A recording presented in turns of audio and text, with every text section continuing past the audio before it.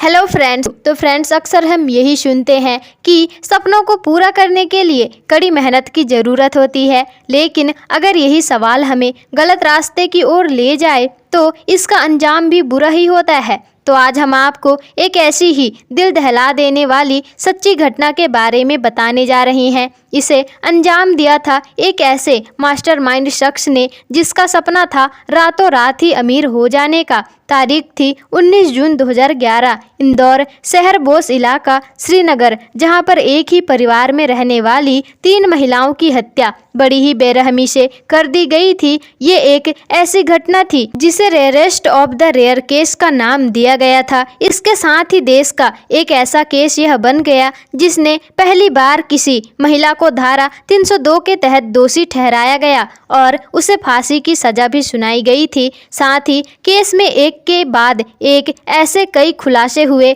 जिन पर यकीन कर पाना भी थोड़ा मुश्किल है। आखिर कौन था वो जिसने अमीर बनने के सपने को पूरा करने के लिए एक ही परिवार की पूरी पीढ़ी को ही खत्म कर दिया? आखिर क्या है इस ट्रिपल मर्डर केस की पूरी कहानी और क्या कुछ हुआ है अभी तक? इस पूरी केस के बारे में हम आपको पूरी जानकारी इस वीडियो में देंगे। लेकिन आगे बढ़ने से पहले तो अगर आप हमारे चैनल पर नए हैं तो चैनल को सब्सक्राइब करके बेल आइकन जरूर ही प्रेस कर लीजिए।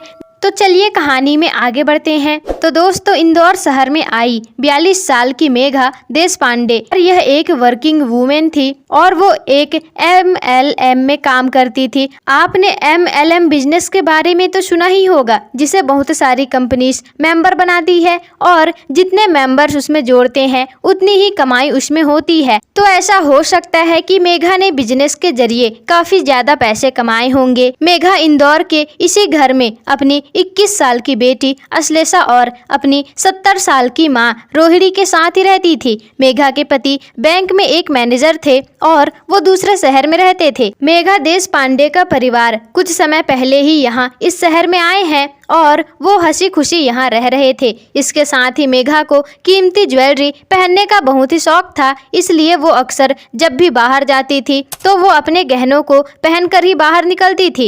एक दिन मेघा अपने कीमती गहनों को पहनकर शॉपिंग मॉल में गई थी। मेघा की मुलाकात 23 साल की नेहा वर्मा नाम की एक लड़की से हुई। नेहा दिखने में जितनी ज्यादा सुंदर थी उतनी ही खुश मिजाज भी थी और इसे नए नए दोस्त बनाना बहुत ही अच्छा लगता था। इधर नेहा का राहुल नाम का एक बॉयफ्रेंड भी था जिसकी उम्र 24 साल थी। दोनों एक दूसरे से बहुत ज्यादा प्यार करते थे और एक दूसरे से शादी भी करना चाहते थे, लेकिन दोनों की ही आर्थिक स्थिति ठीक नहीं थी। नेहा के पिता एक वैन चालक थे, इसलिए घर में पैसों का अभाव रहता था। इसके साथ ही नेहा और उसके बॉयफ्रेंड की एक खास बात ये भी थी कि इनके अरमान एक जैसे ही थे। दोनों ही रातों रात अमीर होने के सपने देखते रहते थे ताकि वो आराम से अपनी जिंदगी जी सके। इसी बीच नेहा और मेघा की दोस्ती गहरी होती गई और नेहा अक्सर मेघा को कॉल करती थी और उसके बिजनेस के बारे में जानना चाहती थी। जब नेहा ने MLM बिजनेस के साथ जुड़ने की इच्छा जताई,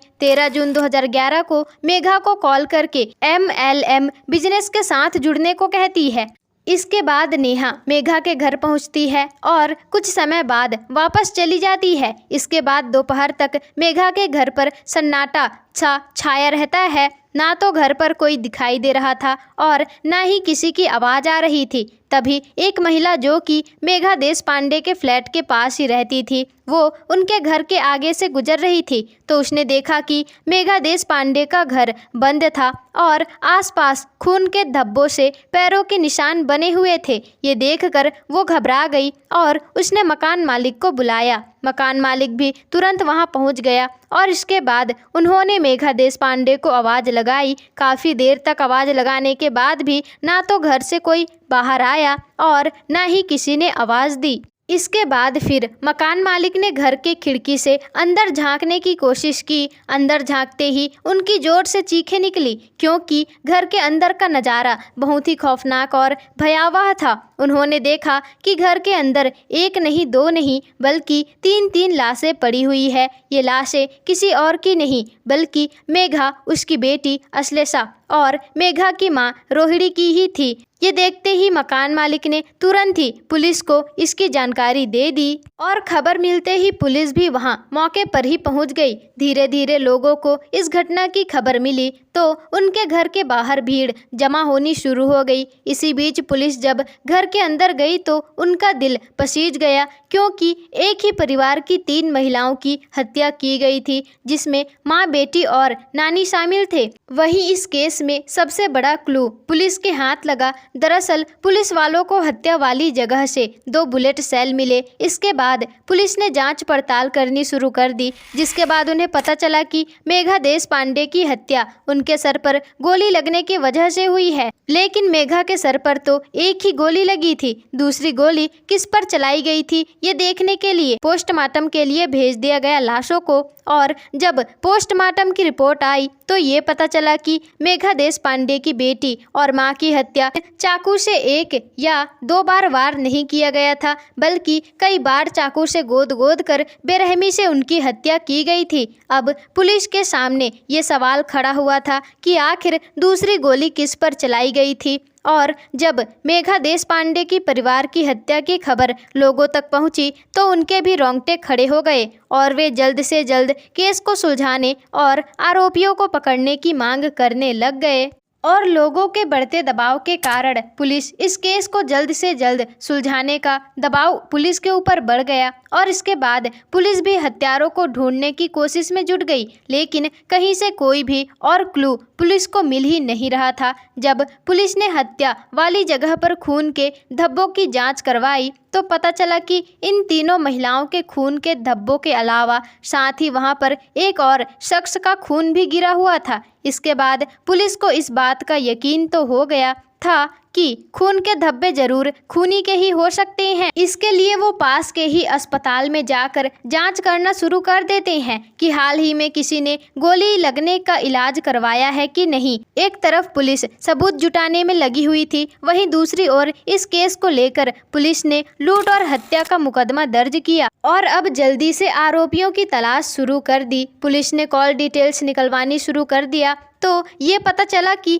एक नंबर से बार बार मेघा देशपांडे के पास कॉल्स आती थी और आपस में काफ़ी देर तक फ़ोन पर इनकी बातचीत भी होती थी। जब पुलिस ने इस नंबर की जांच की तो पता लगा कि ये नंबर किसी और का नहीं बल्कि नेहा वर्मा का था। पुलिस ने नेहा पर शक तो किया था, लेकिन अभी नेहा के खिलाफ उन्हें पक्का सबूत नहीं मिला था। पुलिस के पास सबूत इकट्ठा करने और उन्हें गुनाहगार साबित करने के लिए बस एक ही रास्ता था, नेहा के बारे में पता लगाना। अब पुलिस ने नेहा के बारे में पता करना शुरू किया और उसके लोकेशन को ट्रेस करने लगे। जब पुलिस को ये पता लगा कि नेहा एक एटीएम के पास में है तो वो भी उसी लोकेशन के पास में पहुंच जाते हैं जहां पर नेहा थी। उसके बाद जैसे ही नेहा एटीएम के अंदर गई तभी उन्होंने मौका पाकर उसे वहीं से पकड़ लिया।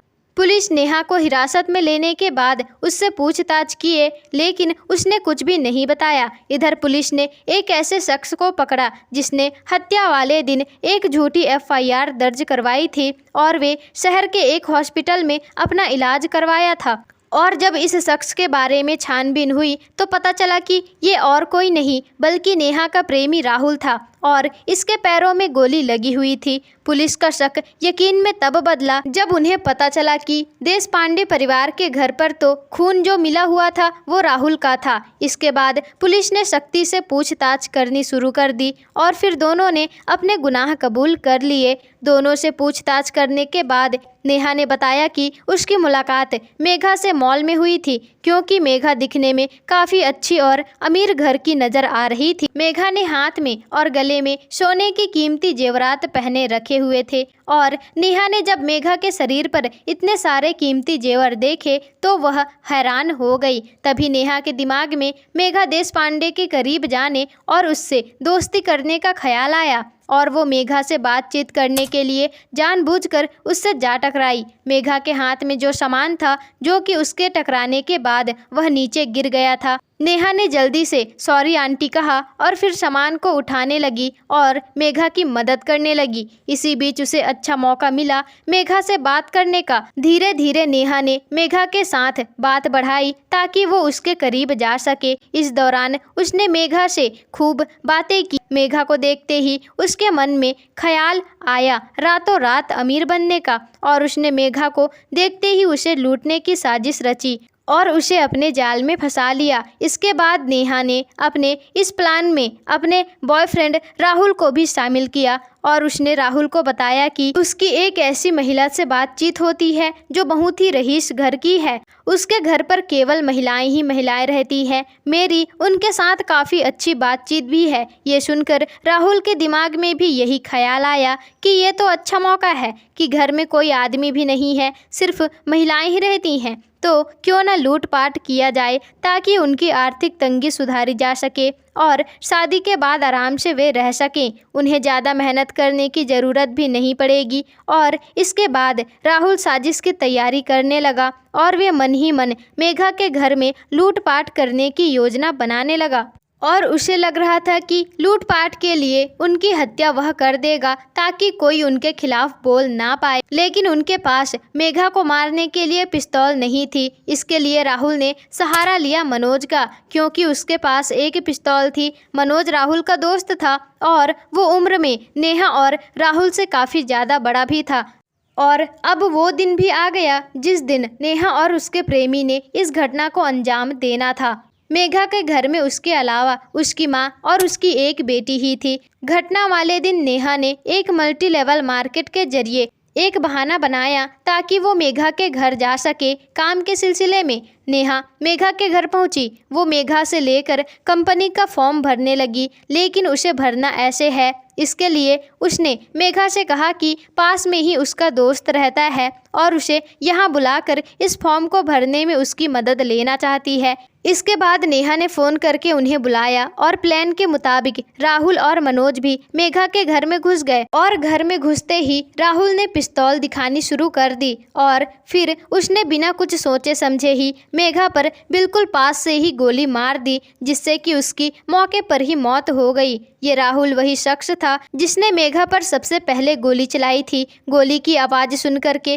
कमरे में अश्लेषा और उसकी नानी भी दौड़ी दौड़ी वहां पहुंची। इसके बाद उसने अश्लेषा को डरा धमका करके उसके एटीएम का कार्ड लेकर और उसका पिन भी पूछ लिया। इसके बाद राहुल ने गोली से अश्लेषा और उसकी नानी को मारने की कोशिश की, लेकिन हड़बड़ी में गोली राहुल के ही पैर में जा लगी। इसके बाद उन्हें चाकू से मार करके उनकी हत्या कर दी गई। उसके बाद उन्होंने वहां से निकलने से पहले 1.5 लाख रुपए और 5 लाख रुपए तक के कीमती गहने और एटीएम कार्ड लेकर वहां से फरार हो गए थे। ये वही एटीएम कार्ड था जिससे नेहा पैसा निकलवाने जा रही थी और तब पुलिस ने नेहा को एटीएम के पास से ही पकड़ लिया था। इसी कार्ड के जरिए पुलिस ने नेहा को हिरासत में लिया था। इसके बाद राहुल ने अपने पैर पर लगी गोली का इलाज करने के लिए एक झूठी FIR दर्ज करवाई। ये सब आरोपियों ने पुलिस को बयान में बताया था। उन्होंने साथ ही ये भी कहा कि उनका ये प्लान था कि मर्डर करके वे सारी चीज़ें लूट लेंगे और फिर हम कभी भी पकड़े नहीं जाएंगे। लेकिन ज़्यादा देर ना करते हुए पुलिस ने इस केस को सुलझाया और हत्यारों को पकड़ लिया। ये बात धीरे धीरे लोगों तक पहुंच गई कि देश पांडे परिवार के हत्यारे पकड़े गए हैं, जिसके बाद लोगों ने उनके कड़ी से कड़ी सजा दिलाने की मांग की। दिसंबर 2013 में निचली अदालत में इन तीनों ही आरोपियों को फांसी की सजा सुनाई गई और IPC के धारा 302 के तहत आरोपियों से मिले खून से सने कपड़े, चाकू, जूते और लूट के जेवरात मौजूद किए गए। और इसके बाद सन 2014 में हाई कोर्ट की इंदौर बेंच ने भी जिला अदालत के इस फैसले को गंभीर बताते हुए नेहा वर्मा और उसके प्रेमी राहुल और मनोज को भी फांसी की सजा को बरकरार रखा और साथ ही कोर्ट ने इसको rarest of the rare case भी माना। नेहा वर्मा इन दिनों सेंट्रल जेल में बंद है। हाल ही में जेल में रहते हुए अन्य महिलाओं कैदियों को ये ब्यूटी पार्लर का कोर्स करवा रही है। आपको क्या लगता है कि इंदौर में ये पहली बार हुआ था जब कोर्ट ने किसी लड़की को फांसी की सजा सुनाई थी? आपको क्या लगता है क्या कोर्ट ने सही फैसला लिया? क्या कोर्ट ने सही सज़ा सुनाई थी? आपके मुताबिक आरोपियों को कौन सी सज़ा मिलनी चाहिए थी? और आपको कैसी लगी ये ट्रिपल मर्डर केस की कहानी? हमें अपना जवाब कमेंट बॉक्स में बताइएगा। तो फ्रेंड्स, आपको आज की यह कहानी कैसी लगी हमें कमेंट करके ज़रूर बताइएगा। मिलते हैं अगली कहानी में।